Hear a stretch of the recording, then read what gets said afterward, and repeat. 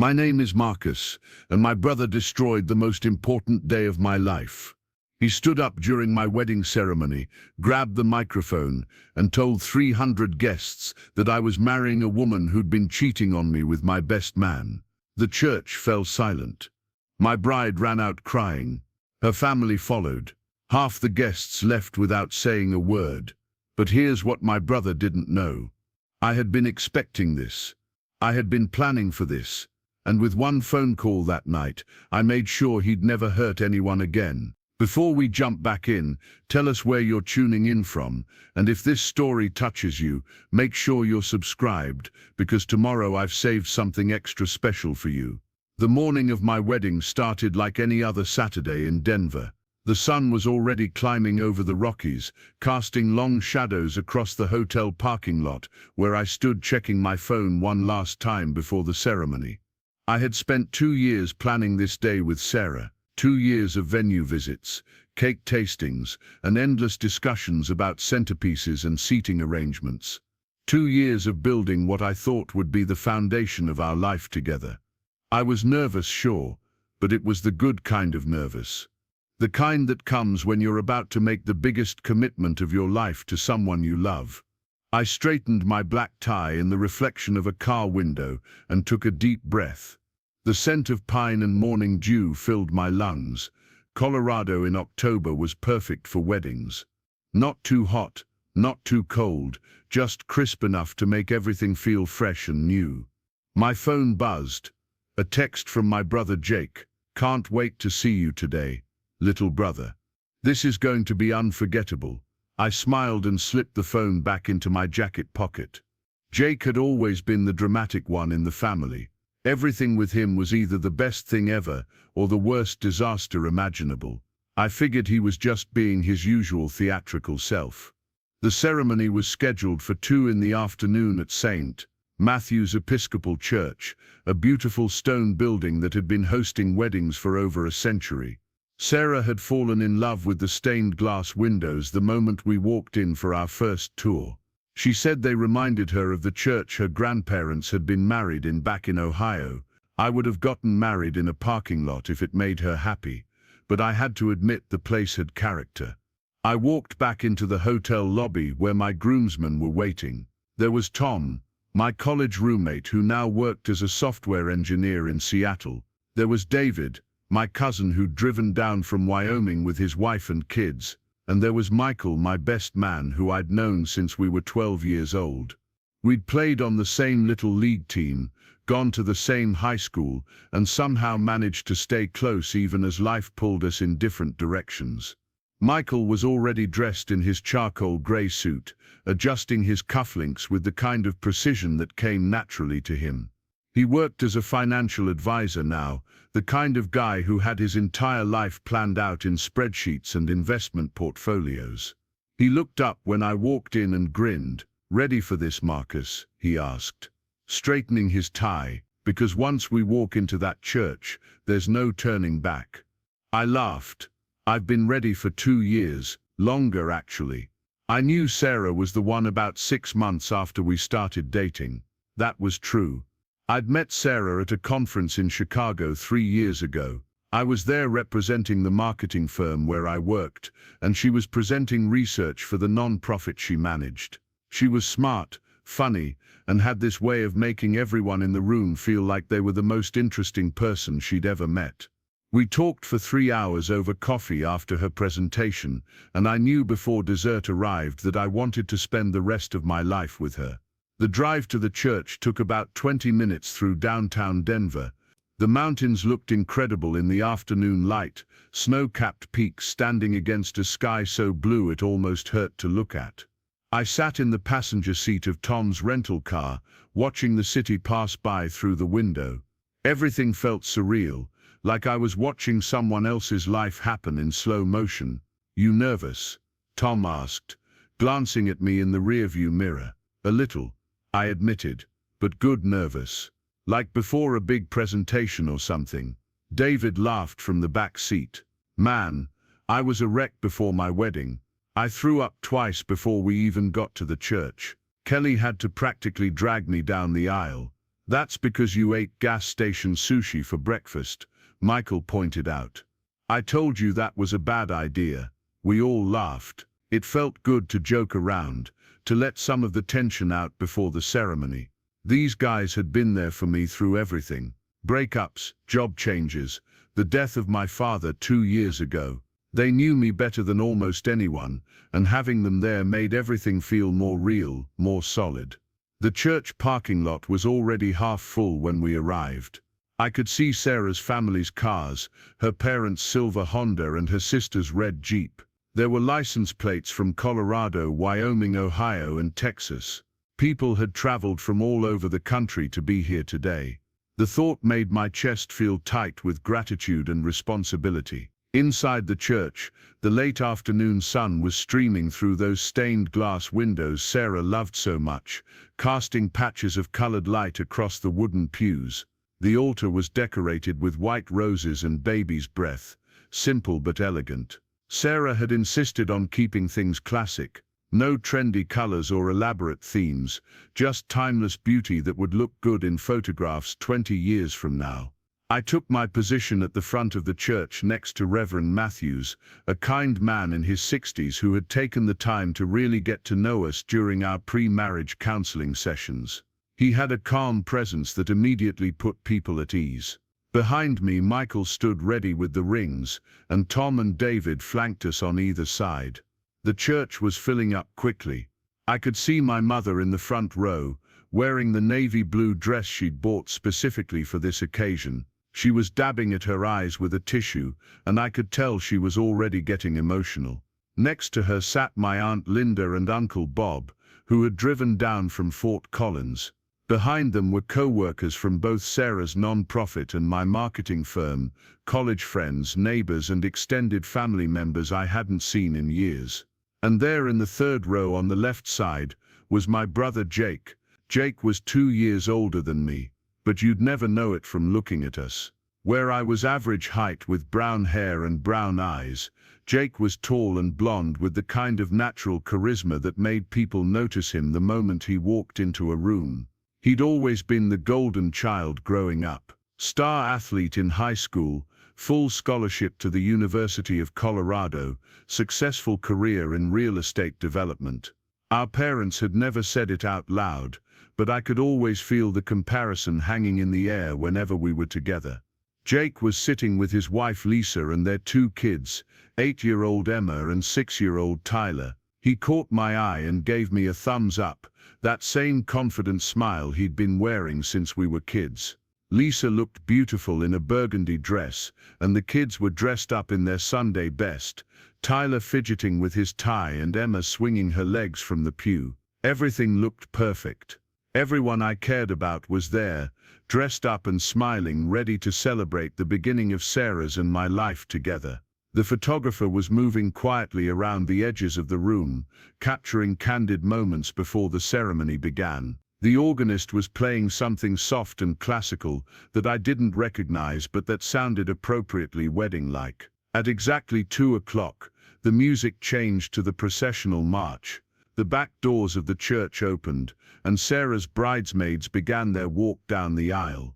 First came her sister Jennifer in a soft pink dress, then her college roommate Amanda, and finally her best friend from work, Catherine. They moved slowly and gracefully, holding small bouquets of white roses that matched the altar decorations. Then the music swelled, and every person in the church stood and turned toward the back doors. Sarah appeared on her father's arm, and I felt my breath catch in my throat. She was wearing her grandmother's wedding dress, a simple but elegant design from the 1950s that her mother had preserved perfectly. Her dark hair was pulled back in a classic chignon with a few soft curls framing her face. She carried a bouquet of white roses and lily of the valley, and when she looked up and met my eyes, she smiled so brightly that I felt like the luckiest man alive. The walk down the aisle seemed to take forever and no time at all. I watched every step, memorizing the way the light caught her hair and the way her father's face mixed pride and sadness as he prepared to give his daughter away.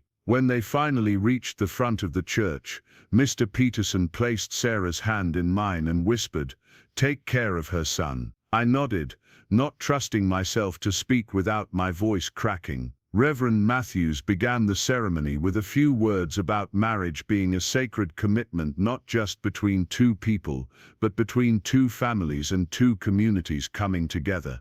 He talked about love being more than just a feeling, but a choice that had to be made every day through good times and difficult times. I found myself hanging on every word, even though I'd heard the same speech during our rehearsal the night before. We made it through the opening remarks, the reading from Corinthians, and the exchange of personal vows. Sarah's vows made me tear up, and I could hear sniffling from the audience as she talked about how I made her feel safe and seen and loved in ways she'd never experienced before. My vows focused on how she'd made me a better man and how I looked forward to growing old together, facing whatever challenges life might throw at us. Then came time for the rings. Michael stepped forward with the white gold bands we'd chosen together, simple designs that would age well and never go out of style. Reverend Matthews blessed the rings and handed them to us, beginning the traditional exchange. "Marcus,"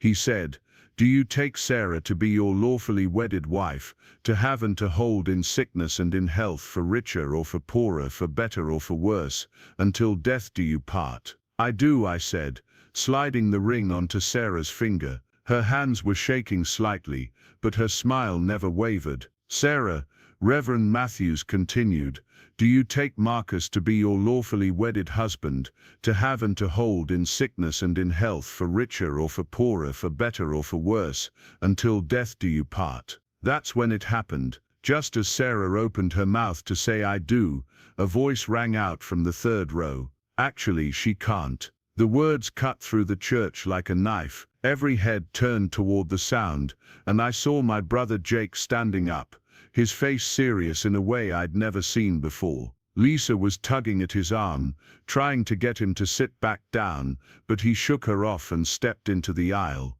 "Jake, what are you doing?" I asked, my voice barely above a whisper. The church had gone completely silent, except for the sound of my heart pounding in my ears. Jake looked at me with something that might have been pity or might have been satisfaction. It was hard to tell.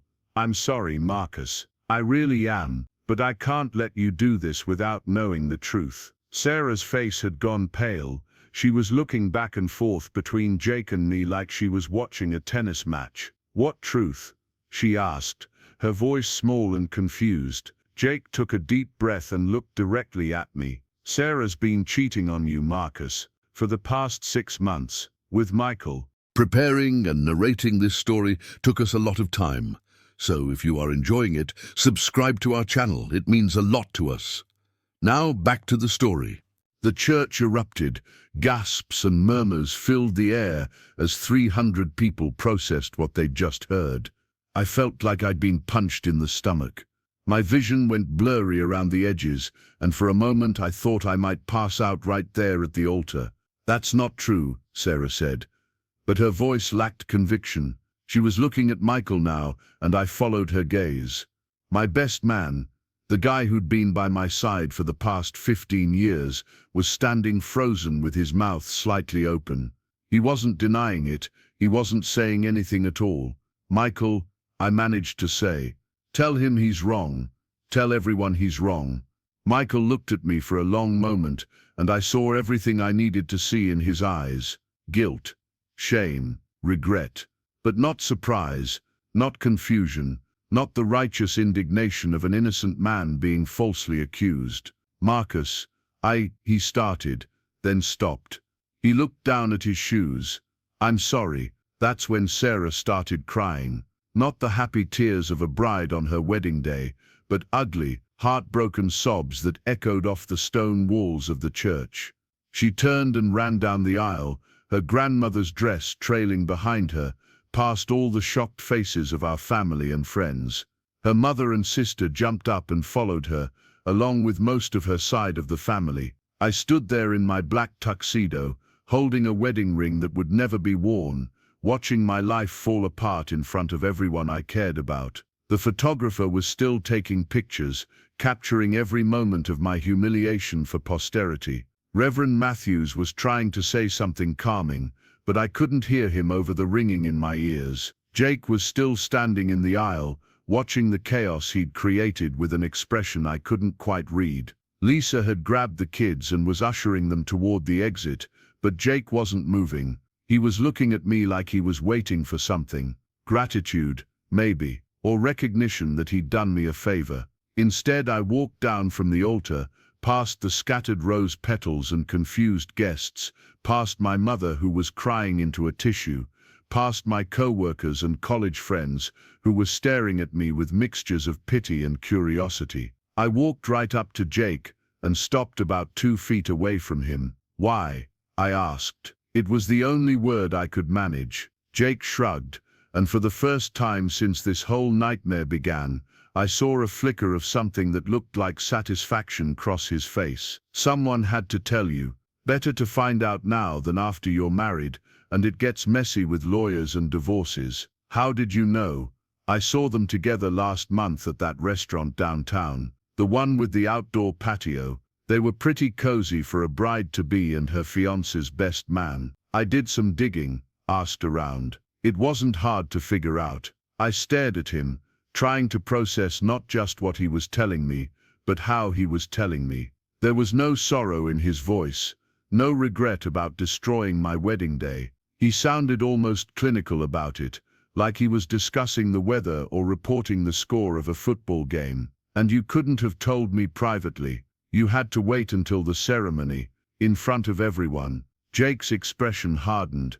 "Would you have believed me if I'd told you in private? Or would you have convinced yourself I was making it up because I was jealous or trying to cause trouble? This way there's no doubt, no wondering, no what-ifs." He wasn't wrong about that. If Jake had pulled me aside a week ago and told me Sarah was cheating, I probably would have dismissed it as typical Jake drama. I might have even accused him of trying to sabotage my happiness because he couldn't stand not being the center of attention for once. But watching Michael's face, seeing Sarah's reaction, there was no denying the truth of what Jake had revealed. That didn't make it hurt any less. That didn't make the public humiliation any easier to bear. That didn't change the fact that my brother had chosen the most devastating possible moment to drop this bomb on my life. I looked around the church. Most of the guests had left by now, following Sarah and her family, or simply fleeing the awkwardness of the situation.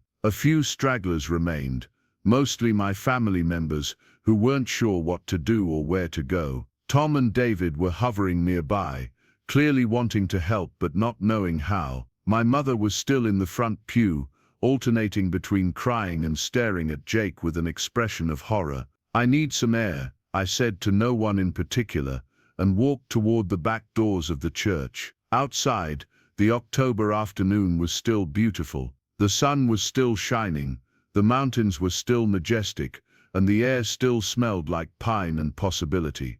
But everything felt different now. The world looked the same, but I felt like I was seeing it through someone else's eyes. I sat down on the stone steps of the church and loosened my tie. My phone was buzzing with text messages, probably from people who'd been at the wedding or heard about what happened through the social media grapevine. I ignored it. I wasn't ready to deal with explanations or sympathy or analysis of what had just happened. Michael appeared a few minutes later, having changed out of his groomsman attire into jeans and a sweater. He looked like he'd aged 10 years in the past hour. He sat down on the steps beside me, maintaining a careful distance. "I know you probably don't want to hear this," he said quietly, "but I am sorry. Not about stopping the wedding, that needed to happen, but about the way it happened, about hurting you." I didn't look at him. "How long?"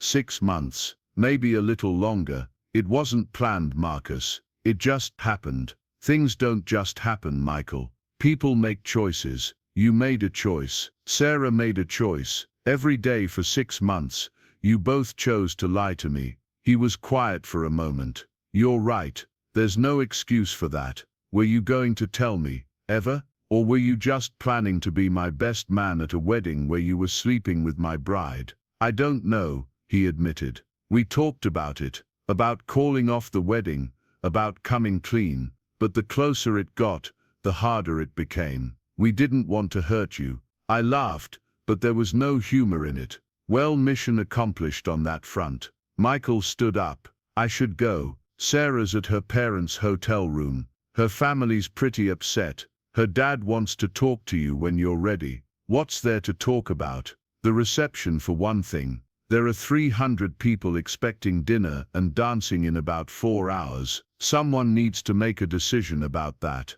I'd completely forgotten about the reception. We'd booked the ballroom at the Marriott downtown, hired a DJ, ordered enough food for an army. Our families had spent thousands of dollars on this day, money that was now essentially thrown away because my brother couldn't keep his mouth shut until after the ceremony. Although, to be fair, if he'd kept his mouth shut, I'd currently be married to a woman who'd been cheating on me with my best friend. That would have been worse in the long run, even if it felt impossible to imagine anything being worse than this public humiliation. I'll handle the reception, I said. You just go away. For a while. Don't call me. Don't text me. Don't show up at my apartment. I need time to figure out how to process all of this. Michael nodded. I understand. For what it's worth, you deserve better than this. Better than her.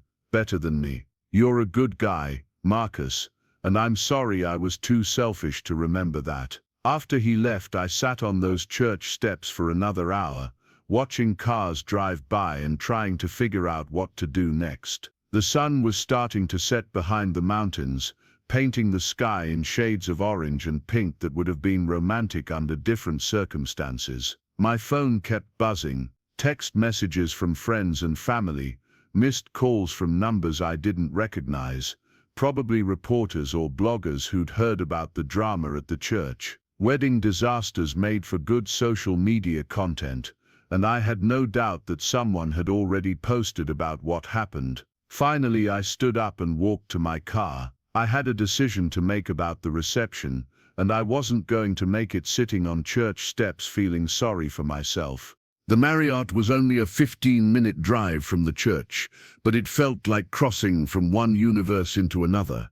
The hotel staff had been preparing for our reception all day, and when I walked into the ballroom, I was struck by how beautiful everything looked. Round tables covered in white linens, centerpieces of white roses and greenery, string lights hanging from the ceiling like stars. A dance floor polished to perfection, a DJ booth set up with speakers and microphones, a head table decorated with larger floral arrangements, and special chairs for the bride and groom. It was everything Sarah and I had dreamed about, and none of it would be used the way we'd planned. The catering manager, a professional woman named Patricia, who'd been handling hotel events for 20 years, approached me with a carefully neutral expression. She'd clearly heard about what happened at the church. "Mr. Thompson," she said gently, "I'm so sorry about this afternoon. How would you like to proceed with the reception?" I looked around the ballroom one more time, taking in all the details we'd spent months planning. The cake was already set up on a special table near the dance floor, 3 tiers of vanilla and chocolate with white buttercream frosting and real flowers as decoration. Sarah had spent weeks working with the baker to get the design exactly right. "Cancel it," I said. "Send everyone home. Box up the food and donate it to a homeless shelter or something. The flowers too. Someone should get some use out of all this." Patricia nodded. "What about the cake?" I stared at it for a moment. It really was beautiful. Sarah would have loved it. "Throw it away, or eat it yourselves. I don't care. And the deposits, the final payments, keep them. This isn't your fault, and I'm sure you've turned away other business for tonight. Consider it a very expensive lesson in trusting the wrong people." As I walked back to my car, I felt my phone buzzing again. This time it was Jake calling. I let it go to voicemail, then listened to the message a few minutes later. "Marcus, it's me. Look, I know you're upset, but I did what I had to do. You can be mad at me if you want, but someday you'll thank me for saving you from making the biggest mistake of your life. Call me when you're ready to talk." I deleted the message and turned off my phone. I wasn't ready to talk to Jake. I wasn't sure I'd ever be ready to talk to Jake. What he'd done might have been necessary, but the way he'd done it was cruel and calculated. There had been a dozen ways he could have handled the situation that wouldn't have resulted in me being humiliated in front of 300 people. But as I drove home through the darkening streets of Denver, I realized something that surprised me. I wasn't just angry at Jake. I was angry at myself, because deep down, in a place I hadn't wanted to acknowledge, I'd known something was wrong. Sarah had been distant lately, distracted. She'd been spending more time at work, taking calls in other rooms, being vague about her plans. Michael had been acting strange too, less available, more formal when we hung out. I'd noticed all of these things, but I'd chosen to ignore them because I didn't want to believe what they might mean. I'd been so focused on the wedding, so invested in the idea of our perfect life together, that I'd convinced myself everything was fine when it clearly wasn't. So maybe Jake was right. Maybe he had saved me from making a terrible mistake. But that didn't change the fact that he'd destroyed the most important day of my life in the most public way possible. And it didn't change the fact that I was now facing the task of rebuilding my entire future from scratch. I pulled into the parking lot of my apartment complex as the last light faded from the sky. The building looked different somehow, like I was seeing it for the first time. These windows, this door, these stairs I'd climbed hundreds of times, they all belonged to a different version of myself. The Marcus who lived here this morning was engaged to Sarah and planning a honeymoon in Italy. The Marcus who lived here now was single, betrayed, and had no idea what came next. Inside my apartment, everything looked exactly the same but felt completely foreign. Wedding gifts were stacked on my dining room table, presents from the engagement party and bridal shower that would now need to be returned. Sarah's things were everywhere, her coffee mug in the sink, her jacket hanging on the back of a chair, her magazines on the coffee table. We'd been essentially living together for the past year, gradually merging our lives in preparation for marriage. Now I'd have to separate everything again, figure out what belonged to whom, deal with the logistics of untangling two lives that had been woven together for 3 years. I poured myself a glass of whiskey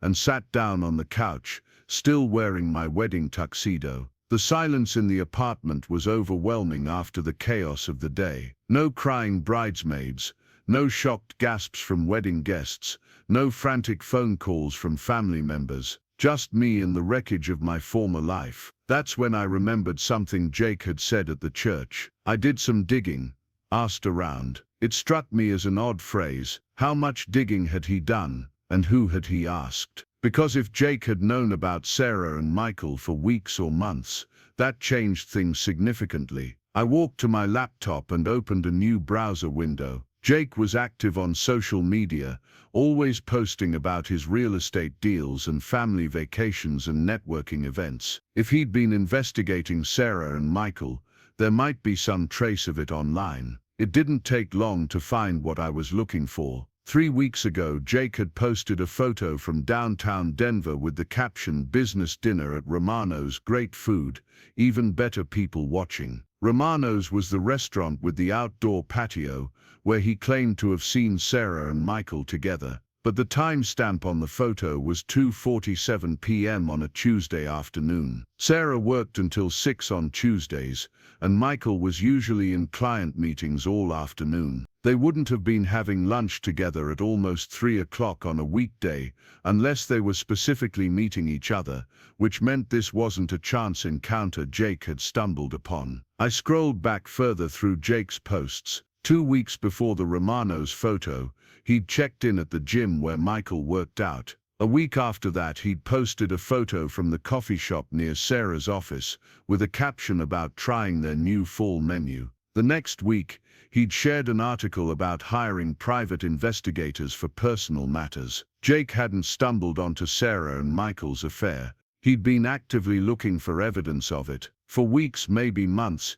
he'd been following them, documenting their movements, building a case against them. This wasn't about protecting me from making a mistake. This was something else entirely. I closed the laptop and finished my whiskey. The day had been full of revelations, but this one felt different. Learning that Sarah had been cheating was devastating but ultimately straightforward. Learning that Michael had betrayed our friendship was painful but easy to understand. But learning that Jake had been conducting some kind of surveillance operation against my fiancé and my best man, that raised questions I wasn't sure I wanted to answer. Why had Jake been so invested in proving Sarah was unfaithful? What had motivated him to spend weeks tracking her movements and documenting her behavior? And why had he waited until the wedding ceremony to reveal what he'd learned? I thought about that look on his face at the church, the one I couldn't quite read. Now I was starting to think it hadn't been satisfaction or pity.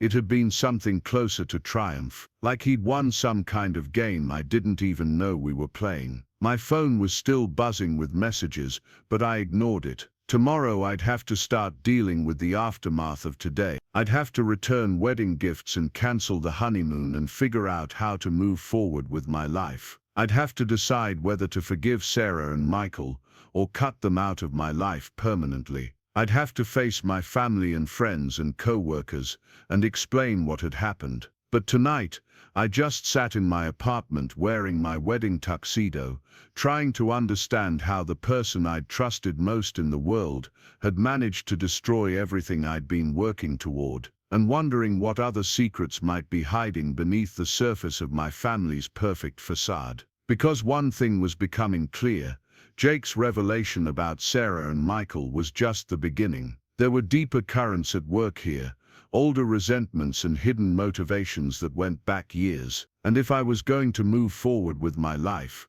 I needed to understand exactly what had happened and why. The whiskey was making me sleepy, but my mind was racing. Tomorrow I'd start looking for answers. Tonight, I'd mourn the life I'd thought I was going to have and prepare for whatever came next. I woke up on my couch at 6 in the morning, still wearing my wedding tuxedo, with a headache that felt like someone had taken a sledgehammer to my skull. The whiskey glass was empty on the coffee table next to my laptop, which was still open to Jake's social media profile. Sunlight was streaming through the blinds, and for a split second, I forgot what had happened yesterday. Then it all came rushing back. The church, Sarah running away, Michael's guilty face, Jake standing in the aisle like some kind of twisted hero in his own mind. I stumbled to the bathroom and looked at myself in the mirror. My hair was sticking up at odd angles, my bow tie was hanging loose around my neck,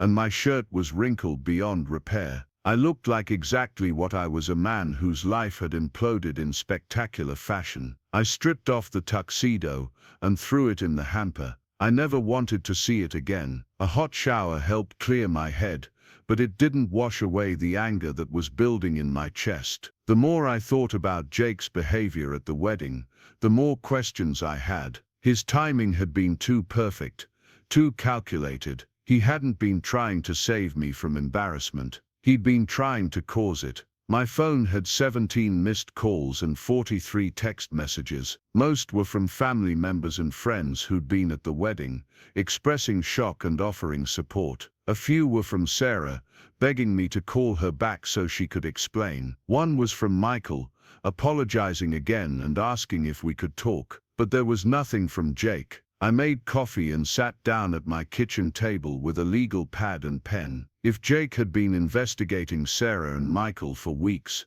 there had to be more evidence somewhere. People didn't conduct surveillance operations without keeping records. And if Jake had records, I needed to find them. I started by writing down everything I could remember about Jake's recent behavior. The social media posts from downtown restaurants and coffee shops near Sarah's office, the article he'd shared about private investigators, the way he'd been asking casual questions about Sarah and my relationship over the past few months. Questions that had seemed like normal brotherly interest at the time, but now felt more pointed. There was also the matter of timing. Jake could have confronted me privately at any point during the past few weeks.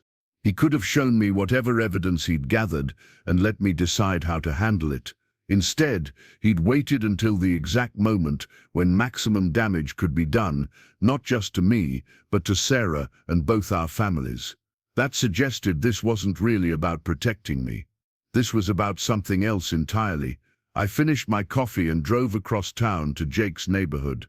He lived in Cherry Creek, one of Denver's most expensive areas, in a custom-built house that showcased his success in real estate development.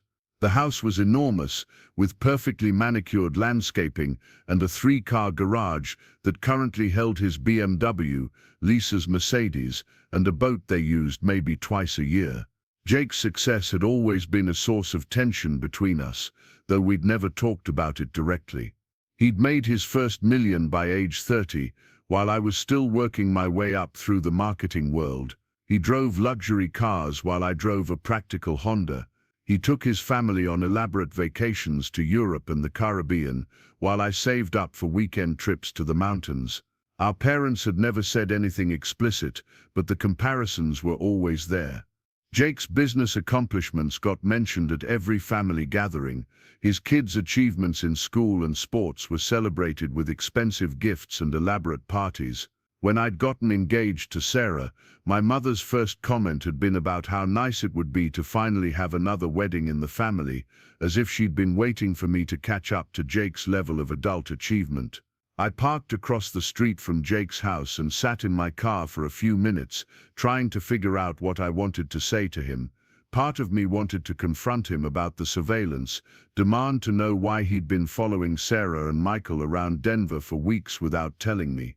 Another part of me wanted to thank him for preventing me from marrying a woman who'd been lying to me for months.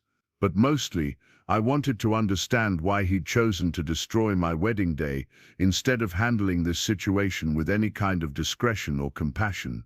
Jake answered the door wearing joggers and a polo shirt, looking like he'd just gotten back from his morning run. He didn't seem surprised to see me. "Marcus," he said, stepping back to let me in. "I figured you'd come by eventually. You want some coffee?" "I want answers," I said, following him into his kitchen. The house was immaculate, as always. Lisa kept everything perfectly organized, from the marble countertops to the fresh flowers on the island. "I want to know why you were stalking my fiancé and my best friend for weeks without telling me." Jake paused in the middle of pouring coffee into 2 mugs. "Stalking is a strong word. What would you call it then? Research? Investigation? Because I saw your social media posts, Jake. Romano's restaurant, Michael's gym, the coffee shop near Sarah's office.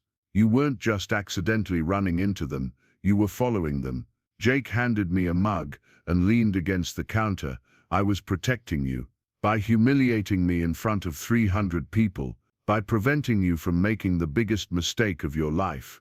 Jake's voice was calm, reasonable, like he was explaining basic math to a child. "If I'd told you privately, what would you have done? You would have confronted Sarah, she would have denied it, and you would have believed her because you wanted to believe her. Then you'd have married her anyway and spent the next 10 years wondering if I was telling the truth. So you decided to turn my wedding into a public spectacle instead. I decided to make sure there was no ambiguity about what was happening, no room for doubt, no way for Sarah to manipulate you into thinking I was lying or trying to cause trouble." I stared at him, trying to read his expression. There was something underneath his calm exterior, something he wasn't saying. "How long have you known about the affair?" "A couple of months. That's not what I meant, and you know it." I set my coffee mug down harder than necessary. "How long have you been planning this? The surveillance, the timing, the public revelation at the wedding. This wasn't a spur-of-the-moment decision to protect me. This was a coordinated campaign to destroy my relationship."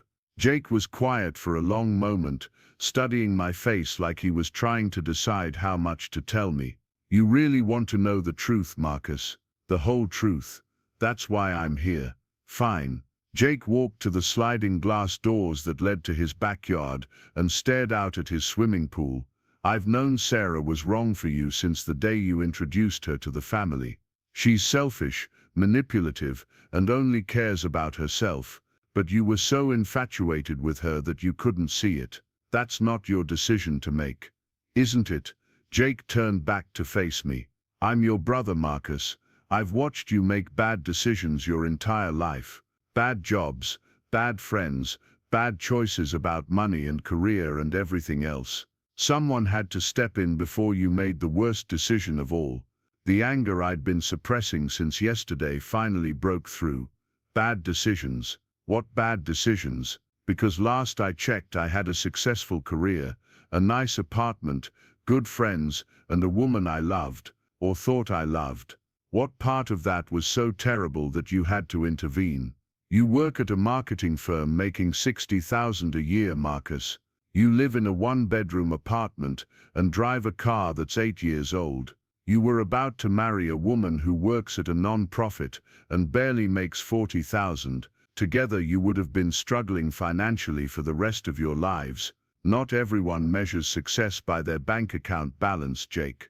Maybe they should. Jake's voice was getting harder now, more aggressive. Do you know what it's like watching your younger brother settle for mediocrity? Watching him choose the easy path instead of pushing himself to achieve something meaningful. Meaningful to who? You, Mom and Dad.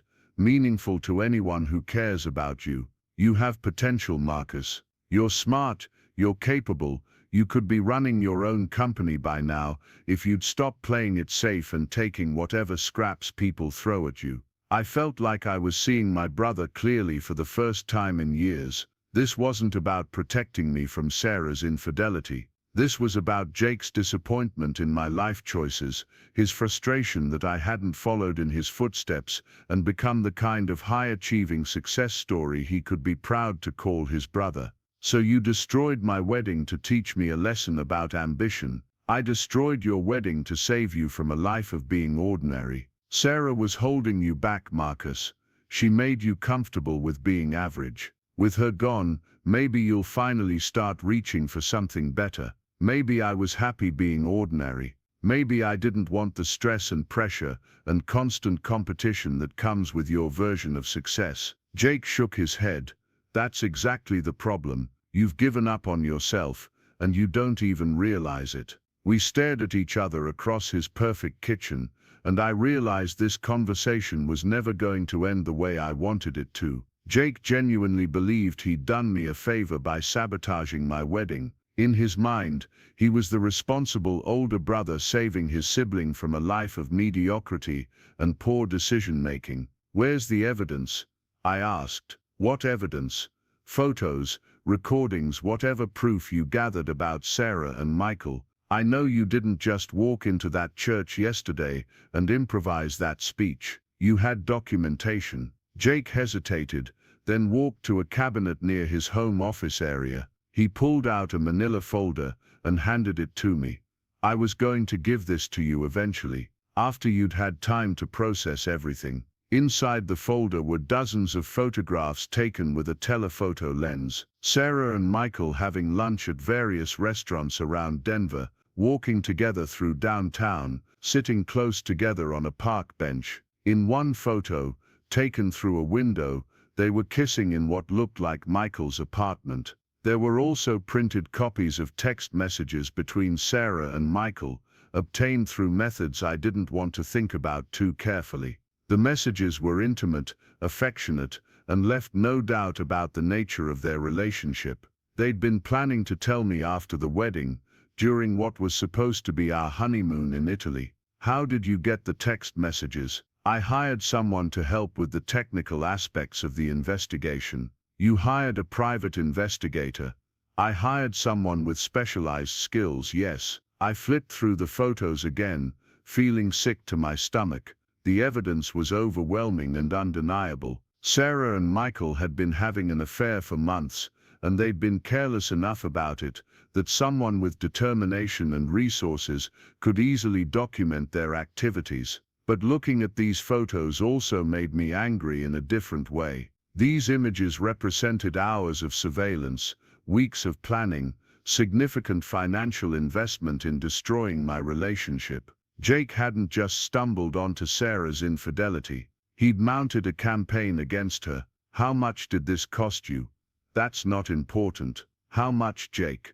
$15,000, plus expenses. I stared at him. $15,000 was more than I made in 3 months. Jake had spent more money investigating my fiancée than most people spent on their cars. Why?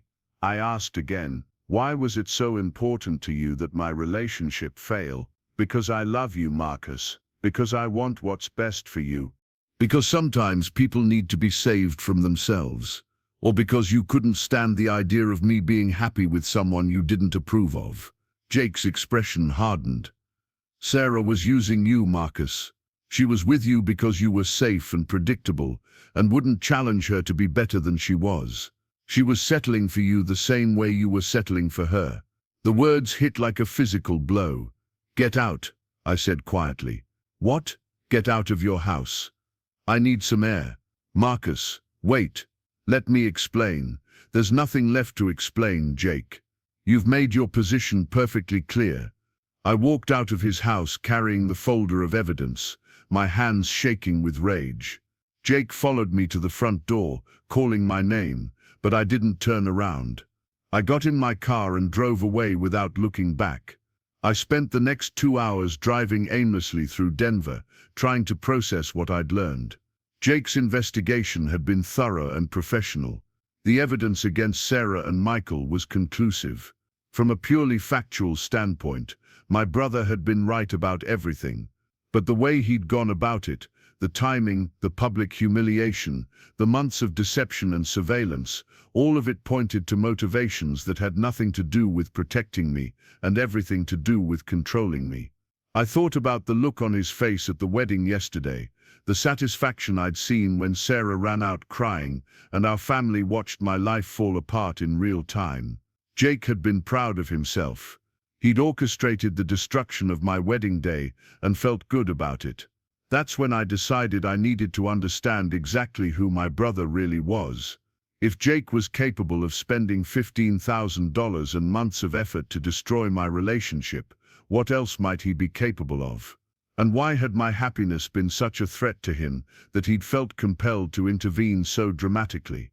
I drove to the Denver Public Library downtown and found a computer terminal in the research section. If Jake had hired a private investigator, there would be records of the transaction. If he'd been conducting surveillance for months, there might be other evidence of his activities. And if this kind of behavior was part of a pattern, there might be other people who'd been targets of his interference. I started with public record searches on Jake's business dealings. As a real estate developer, most of his transactions were matters of public record: property purchases, building permits, contractor agreements, legal filings. It was all there in the city and county databases, accessible to anyone who knew where to look. What I found surprised me. Over the past 5 years, Jake had been involved in a series of deals that followed a similar pattern.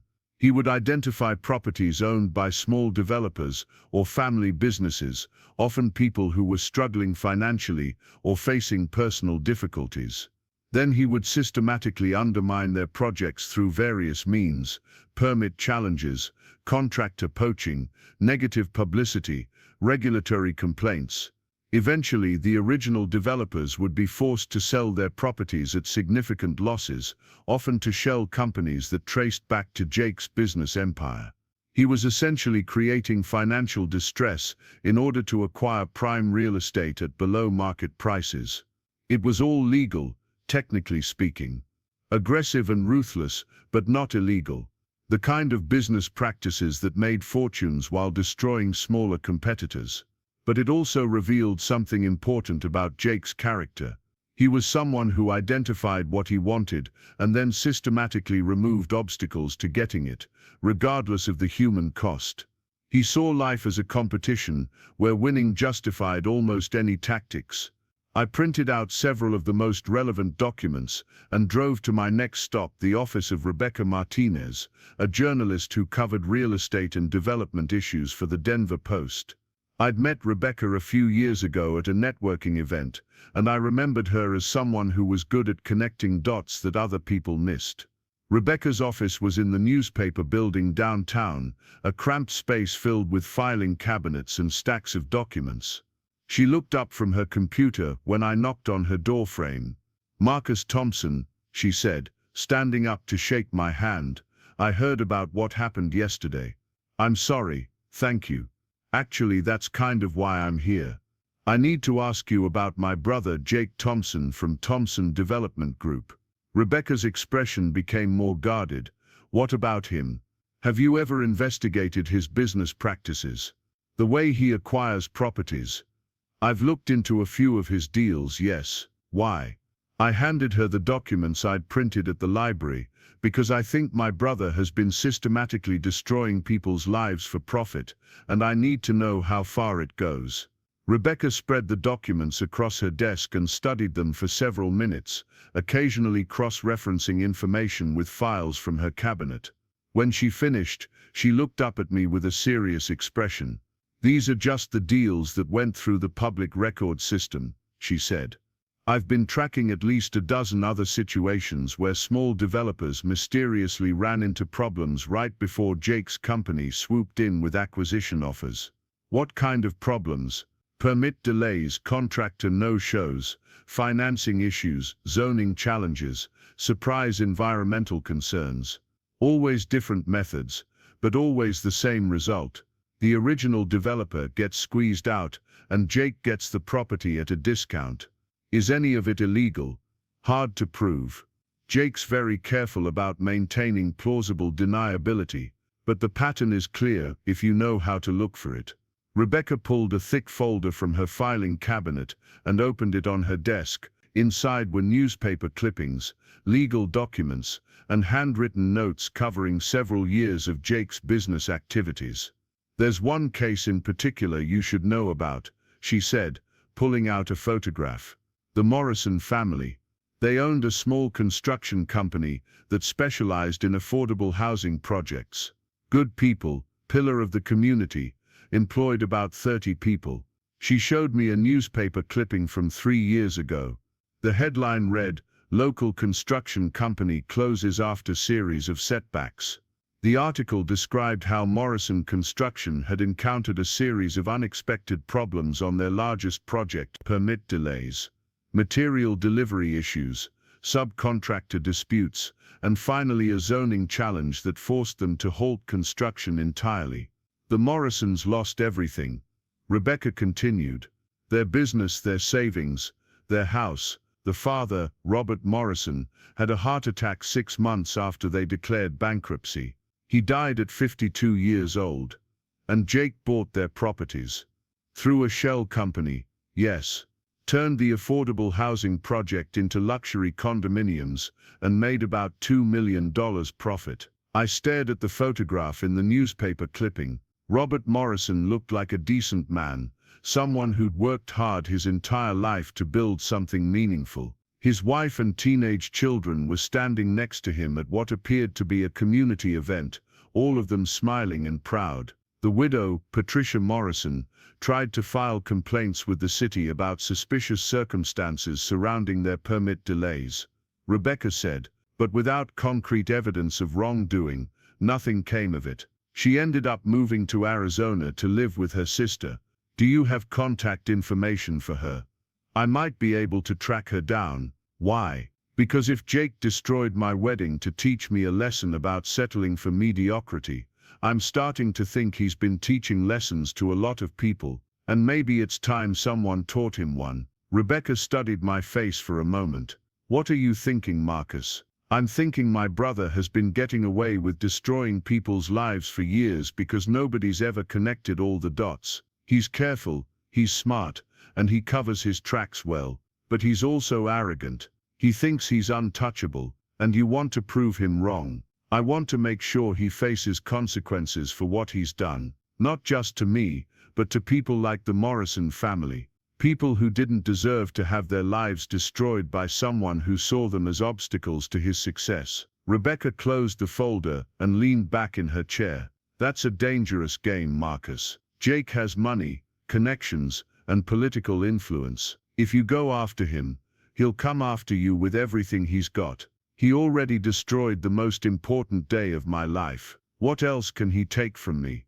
Your career, your reputation, your future. Jake doesn't just win, Marcus. He crushes people who oppose him." I thought about that for a moment. Rebecca was right about the risks. Jake had resources I couldn't match, and a track record of destroying people who got in his way. If I decided to challenge him, I'd be entering a fight where I was significantly outgunned. But I also thought about Robert Morrison, dying of a heart attack at 52 after losing everything he'd worked for. I thought about Patricia Morrison, forced to leave her home and community because her husband's business had been systematically destroyed. I thought about all the other families who'd been collateral damage in Jake's pursuit of wealth and success. And I thought about Jake's face yesterday at the church, the satisfaction he'd shown while watching my life fall apart in front of everyone I cared about. What would it take? I asked. Hypothetically, what would it take to build a case against him? Documentation, financial records showing the connections between the shell companies and Jake's main business, testimony from contractors, city officials, or other people who might have been approached about undermining competitors, evidence of coordination between different aspects of his operations. And if I could get that evidence, then we might have a story that could end Jake's career and possibly lead to criminal charges. I stood up and shook Rebecca's hand. Give me a week, Marcus. Be careful. Jake didn't get where he is by being careless or sentimental. If he finds out you're investigating him, then I guess I'll have to make sure he doesn't find out. I left the newspaper building with a sense of purpose I hadn't felt since yesterday morning. For the first time since Jake had destroyed my wedding, I had a plan that went beyond just trying to process what had happened to me. Jake had spent months planning my humiliation, convinced that he was teaching me an important lesson about settling for less than I deserved. Now it was my turn to teach him a lesson about consequences. But first, I needed allies. People who understood Jake's methods and had their own reasons for wanting to see him held accountable. People like Patricia Morrison, who'd lost her husband and her life savings to my brother's business practices. I drove home and spent the rest of the afternoon making phone calls and sending emails. By evening, I had contact information for Patricia Morrison and 3 other families who'd been financially destroyed by deals involving Jake's company. I also had the name of a private investigator who specialized in corporate fraud cases, someone who might be able to help me gather the kind of evidence Rebecca had described. As I sat in my apartment that night, surrounded by legal documents and newspaper clippings, I realized that Jake had been right about one thing. I had been settling for a comfortable, ordinary life. I'd been avoiding conflict, taking the safe path, letting other people make the difficult decisions. But that was about to change. Jake had forced me to confront some hard truths about my life, and now I was going to force him to confront some hard truths about his. The difference was, I wasn't going to destroy his life in front of 300 people. I was going to do it properly, methodically, with evidence and documentation and the full weight of the legal system behind me. Jake thought he'd been teaching me a lesson about ambition and success. Instead, he'd taught me something much more valuable, that sometimes the people who claim to love you the most are the ones most willing to destroy you for their own purposes. And that was a lesson I was never going to forget. 3 weeks later, I was sitting in a downtown office building at 8 in the morning, watching steam rise from my coffee cup, while Patricia Morrison spread documents across the conference table. She was exactly what I'd expected from Rebecca's description, a woman in her 50s who carried herself with the quiet dignity of someone who'd survived losing everything and found a way to rebuild. I brought copies of everything I kept from the bankruptcy proceedings, Patricia said, her voice steady but tinged with old pain. Financial records, correspondence with contractors, permit applications, the whole mess. I always suspected something wasn't right about how quickly everything fell apart, but I never had the resources to investigate properly. Across from her sat Daniel Kim, the private investigator I'd hired to help build our case against Jake. Daniel was younger than I'd expected, maybe 35, with the kind of methodical precision that came from years of untangling corporate fraud schemes. He'd already reviewed the initial documents I'd gathered and confirmed what Rebecca had suspected. There was definitely a pattern to Jake's business practices. The Morrison case is particularly useful because it shows Jake's methodology in detail, Daniel said, pointing to a timeline he'd constructed from Patricia's records. Look at this sequence of events. First, your contractor receives a better offer on another project and breaks his contract with you. Then your permit gets delayed due to a sudden environmental review that nobody requested. Then your primary lender decides to call in your construction loan early due to a policy change they'd never enforced before. Patricia nodded grimly. Each problem by itself seemed like bad luck. But when they all happened within 6 weeks, right when we were most vulnerable financially, it felt like someone was targeting us specifically. Because someone was, I said, sliding another folder across the table. Daniel found the connections. The contractor who abandoned your project went to work for a company that Jake had invested in 2 months earlier. The environmental review was requested by a consulting firm that Jake's shell companies had used on previous deals.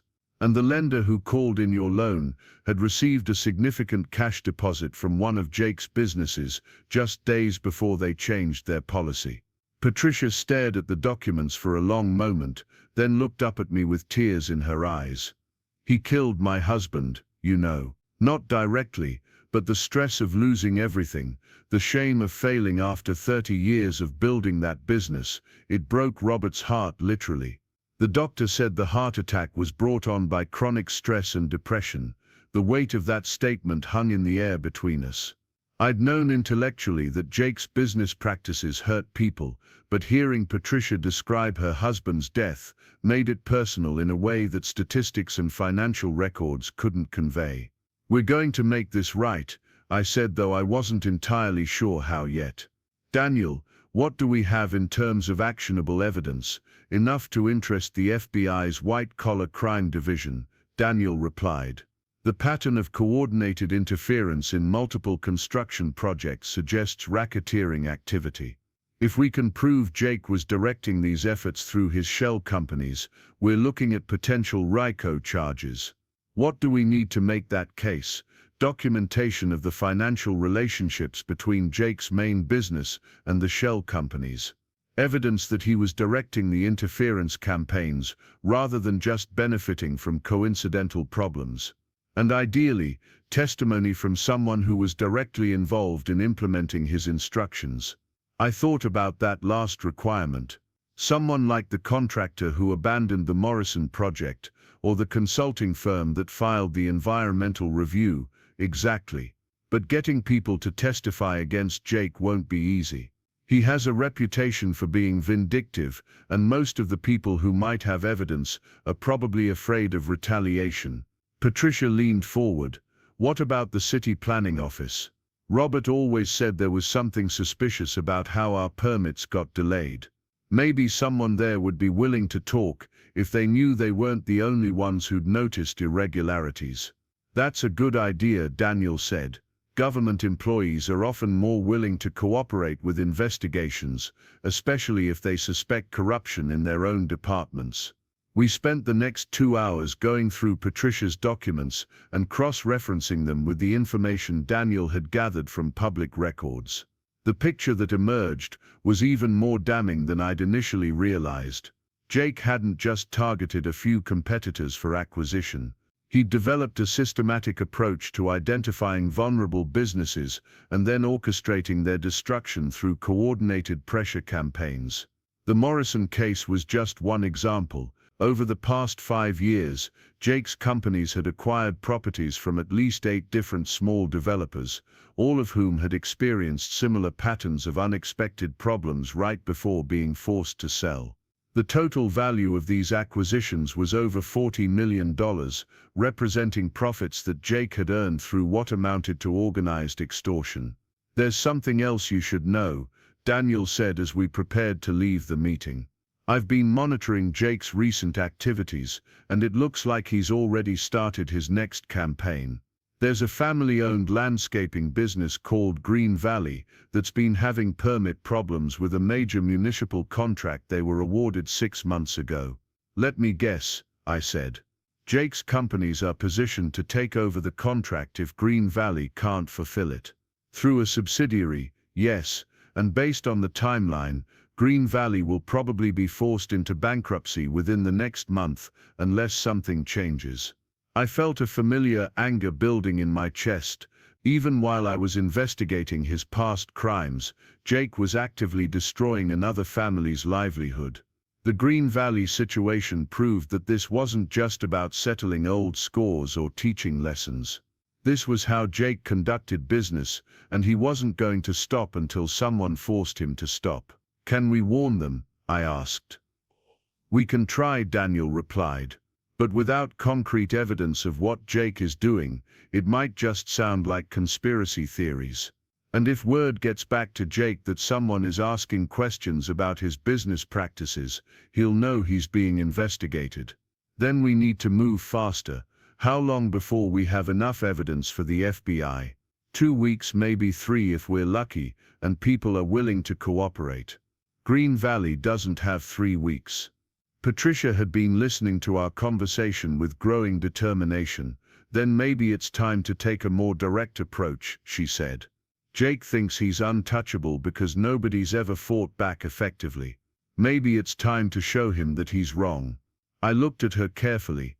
"What are you suggesting?" "I'm suggesting that sometimes you have to fight fire with fire. Jake's been using the system against people for years, finding legal ways to destroy their businesses through technicalities and bureaucratic pressure. Maybe it's time someone used those same tactics against him." Daniel frowned. "That's ethically questionable territory. If we engage in the same kind of behavior Jake's been using, we risk undermining our own case and potentially facing criminal charges ourselves." "Not if we stay within legal boundaries," Patricia said. "Jake's success depends on his reputation and his political connections. If his clients and partners start questioning his methods, his business empire becomes vulnerable in the same way he's made other people vulnerable." I understood what Patricia was suggesting, and part of me was tempted by the idea of giving Jake a taste of his own medicine.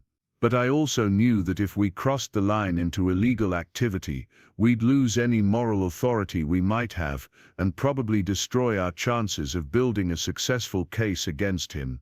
"We stick to legitimate investigative methods," I decided. "But that doesn't mean we can't be strategic about how we use the information we gather." Over the next week, Daniel and I worked systematically through Jake's business network, identifying key relationships and potential pressure points. We discovered that Jake's primary business bank was already under scrutiny from federal regulators for other issues, which made them particularly sensitive to any suggestion of improper activity by their clients. We also found that several of Jake's major investors were public pension funds that had strict ethical guidelines about the companies they supported. Most importantly, we learned that Jake was in the middle of negotiating his largest deal ever, a $200 million development project that would reshape an entire neighborhood in downtown Denver.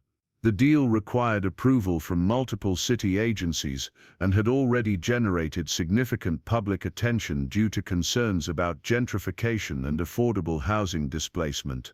"This is our leverage," Daniel explained during one of our evening strategy sessions. "Jake's invested heavily in this downtown project, both financially and politically. If questions arise about his business practices right when the city council is deciding whether to approve the deal, it could kill the entire project. And cost him millions," I added. "Exactly. Plus, if he loses this deal, his other investors will start asking questions about his track record and methods. It could trigger a cascading effect that damages his entire business empire." The plan we developed was elegantly simple. Rather than trying to prove Jake's guilt in court, we would use the evidence we'd gathered to raise questions about his business practices at exactly the moment when those questions would do the most damage. We would present our findings to city council members, investor representatives, and journalists in the weeks leading up to the final vote on Jake's downtown project. We wouldn't make accusations we couldn't prove. We wouldn't engage in character assassination or personal attacks. We would simply present the facts we documented and let other people draw their own conclusions about whether they wanted to do business with someone whose success had come at the expense of families like the Morrisons. It's not about revenge, I told Patricia during one of our planning meetings. It's about accountability. Jake's been able to destroy people's lives because nobody's ever connected the dots or forced him to face consequences. We're just making sure the full picture of his business practices becomes visible to the people who matter. Patricia smiled for the first time since I'd met her. Robert would have liked that approach. He always believed that sunlight was the best disinfectant. The first phase of our plan began on a Tuesday morning when Rebecca Martinez published her investigative article about patterns in Denver's commercial real estate market. The article didn't mention Jake by name, but anyone familiar with the industry would recognize the descriptions of his deals and methods. The piece raised questions about whether city agencies were adequately monitoring for coordinated interference in development projects. By Thursday, 3 city council members had requested briefings about the regulatory oversight of major development deals. By Friday, Jake's primary bank had scheduled a meeting to review his account relationships in light of the industry concerns raised by the newspaper coverage. I watched these developments from a distance, monitoring news coverage and social media discussions about the article. Jake's name hadn't been mentioned publicly yet, but I could see the pressure building around his business practices. People were starting to ask the right questions. That's when Jake called me. "Marcus," he said when I answered the phone, his voice tight with controlled anger.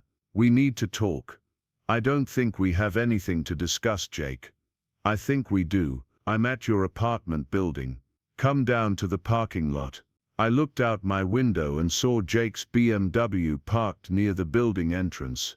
He was standing next to it, holding his phone, looking up at my windows. Even from 5 floors up I could see the tension in his posture. "I'll be right down," I said. When I reached the parking lot, Jake was pacing back and forth next to his car. He looked like he hadn't slept well, and there was something different about his usual confidence. For the first time since I'd known him, my brother looked worried. "Interesting article in the paper this week," he said, without preamble. "Very detailed analysis of development industry practices, almost like someone had been doing extensive research on specific deals and companies. Rebecca Martinez is a good journalist. She's always been thorough in her reporting." "Cut the act, Marcus. I know you've been talking to Patricia Morrison. I know you hired Daniel Kim to investigate my business, and I know you're behind the questions that are suddenly being raised about my downtown project. I didn't deny it. There was no point in pretending anymore, and I was tired of playing games with Jake. You're right. I've been investigating your business practices, and I've found evidence that you've been systematically destroying small developers for years. The Morrison family was just one example." Jake stepped closer, his face flushed with anger. "You have no idea what you're messing with, Marcus. That downtown project represents 2 years of work and $50 million of my own money. If you sabotage that deal, you'll destroy everything I've built. The way you destroyed everything the Morrison family built. The way you're trying to destroy Green Valley landscaping right now. Those were business decisions. Strategic acquisitions in a competitive market. Nothing I did was illegal. Maybe not illegal, but definitely immoral. You drove Robert Morrison to an early grave. Jake, you destroyed families to make profits. And you did it all while lecturing me about ambition and success." Jake was quiet for a moment, staring at me with an expression I couldn't quite read. "So this is about revenge. You're angry about the wedding, and you want to hurt me back. This isn't about the wedding, Jake. This is about accountability. You've been getting away with destroying people's lives for years because nobody's ever forced you to face consequences. I'm just making sure the truth comes to light." "The truth?" Jake laughed, but there was no humor in it. "The truth is that business is competition, Marcus. The strong survive and the weak get eliminated. That's how the world works. Whether you want to admit it or not, that's how your world works. It doesn't have to be how everyone's world works. It is everyone's world. You're just naive enough to think otherwise. Jake's voice was getting louder now, more aggressive. Do you know what's going to happen if you destroy my downtown project? 300 construction workers will lose their jobs. The city will lose $60 million in tax revenue, and the neighborhood that was supposed to be revitalized will stay exactly as run down and depressed as it is now. And you'll lose your investment and your reputation, which is what should happen to people who build their success on other people's suffering. Jake stepped even closer, close enough that I could see the veins bulging in his neck. You want to know the real truth, Marcus? The real truth is that you're doing this because you can't stand the fact that I was right about Sarah. You can't admit that your big brother saved you from making the biggest mistake of your life, so you're trying to destroy mine out of spite. Sarah was cheating on me for months, Jake. You could have told me privately and saved everyone the humiliation. Instead, you chose to destroy my wedding day because you enjoyed watching me suffer. I chose to make sure you couldn't rationalize your way back into a bad situation. And it worked, didn't it? You're better off without her, even if you're too proud to admit it. I stared at my brother, remembering the satisfaction on his face at the church, the careful planning that had gone into his surveillance operation, the way he'd timed his revelation for maximum impact. He really believed he'd done me a favor by humiliating me in front of 300 people. You're right about one thing, I said quietly. I am better off without Sarah, but not because you saved me from making a mistake. I'm better off because I finally understand who you really are. You're not protecting people or teaching them lessons. You're controlling them. You destroy anyone who doesn't fit your vision of how their life should be.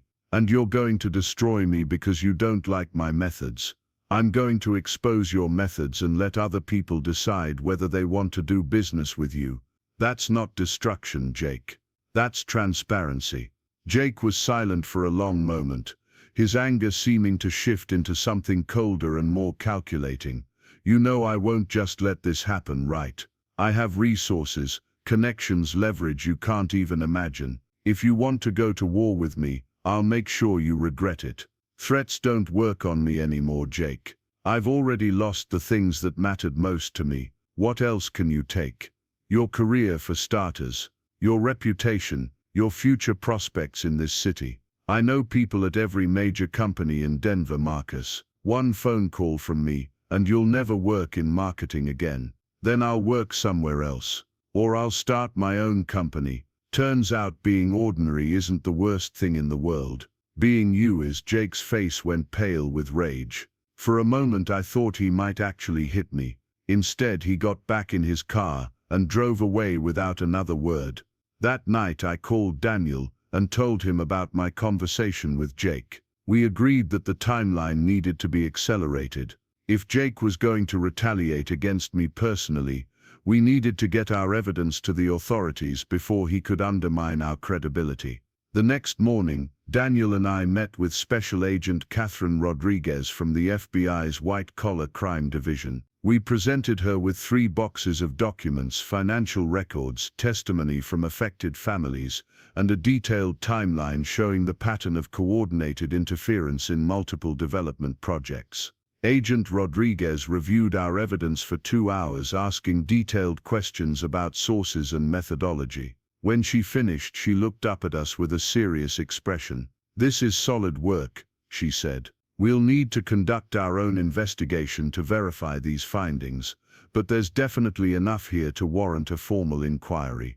I can't make any promises about timing or outcomes, but I can tell you that cases like this are a priority for our office." "What about Jake's current projects?" I asked. "He's in the middle of destroying another family business right now. We'll look into that as part of our investigation. If we find evidence of ongoing criminal activity, we can take steps to prevent further harm." 2 weeks later, the FBI executed search warrants at Jake's offices and those of his shell companies. The raids made the front page of every newspaper in Denver, along with detailed coverage of the investigation into coordinated interference in commercial development projects. Jake's downtown project was suspended pending the outcome of the federal investigation. His primary bank froze his accounts. Several of his major investors pulled out of existing deals. Within a month, Thompson Development Group filed for bankruptcy protection. I watched it all unfold from a distance, feeling a mixture of satisfaction and sadness. Jake had brought this on himself through years of destructive business practices, but he was still my brother. I took no joy in seeing his empire collapse, even though I knew it was necessary. The personal cost to me was significant, as Jake had promised. Several companies where I'd applied for jobs suddenly became uninterested in my qualifications. My landlord informed me that my lease wouldn't be renewed, citing complaints from other tenants that I later learned were fabricated. Jake was using his remaining influence to make my life as difficult as possible.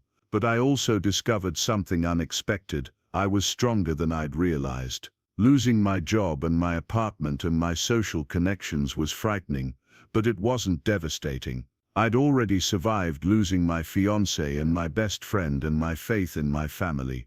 Everything else was just logistics. 6 months after the FBI raids, Jake pleaded guilty to federal racketeering charges in exchange for a reduced sentence. He was ordered to pay restitution to the families he'd harmed and serve 18 months in federal prison. His business empire was dissolved and his assets were liquidated to fund the restitution payments. Patricia Morrison received a check for $800,000, representing the profits Jake had made from acquiring her family's properties. It wouldn't bring her husband back, but it would allow her to rebuild her life with dignity. I used the media attention from Jake's case to launch my own consulting firm, helping small businesses navigate complex regulatory environments and avoid the kind of coordinated pressure campaigns that had destroyed so many of Jake's victims. It wasn't the ordinary life I'd been living before, but it wasn't Jake's version of success either. It was something entirely new, built on principles of transparency and accountability rather than competition and control. The last time I saw Jake was at his sentencing hearing. He looked smaller somehow, diminished by the loss of his wealth and status. As he was led away in handcuffs, he caught my eye and nodded once. I wasn't sure if it was acknowledgement or forgiveness or just resignation. I never found out what he meant by that nod, and I never tried to visit him in prison. Some relationships can't be repaired, no matter how much history you share or how much you once cared about each other. Jake had taught me that people who claim to love you can be the most dangerous enemies you'll ever face, and that was a lesson I carried forward into every relationship that followed. The irony wasn't lost on me that Jake had been right about one thing. I had been settling for an ordinary life, avoiding conflict and difficult decisions, letting other people control my choices. But he'd been wrong about the solution. The answer wasn't to become more like him, more ruthless and ambitious and willing to sacrifice others for personal gain. The answer was to find the courage to stand up for what was right, even when it was hard, even when it cost me everything I thought I wanted. That was the real lesson from this whole experience, and it was a lesson that Jake's methods could never have taught me. Up next, you've got 2 more standout stories right on your screen. If this one hit the mark, you won't want to pass these up. Just click and check them out.